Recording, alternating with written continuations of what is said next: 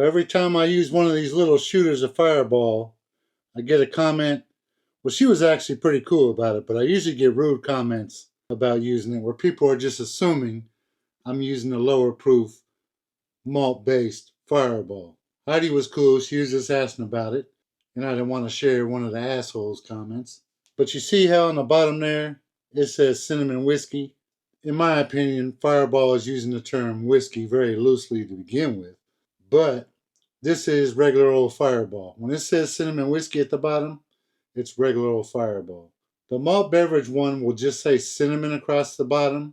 I've never actually seen one in person. I'll try to find a picture on the internet and post it right here. But the reason why that was created with a malt base was so they could be sold in gas stations in areas where gas stations can only sell beer and things like that. Now here in California, our gas stations can get a liquor license and sell hard alcohol.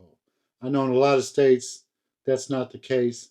So that's why they created it. I get why they created it, but I would agree the bottle should look a little different.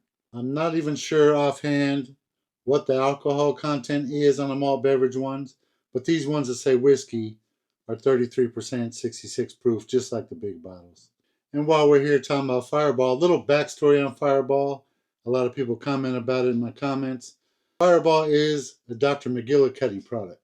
So back in the day, it was called Dr. McGillicuddy's Fireball Whiskey. Dr. McGillicuddy's was originally owned by a Canadian company and then bought by Seagram's, which is a Sazerac company, back in the late 80s, I believe 89. And they took the Dr. McGillicuddy's Fireball Whiskey and rebranded it as just Fireball.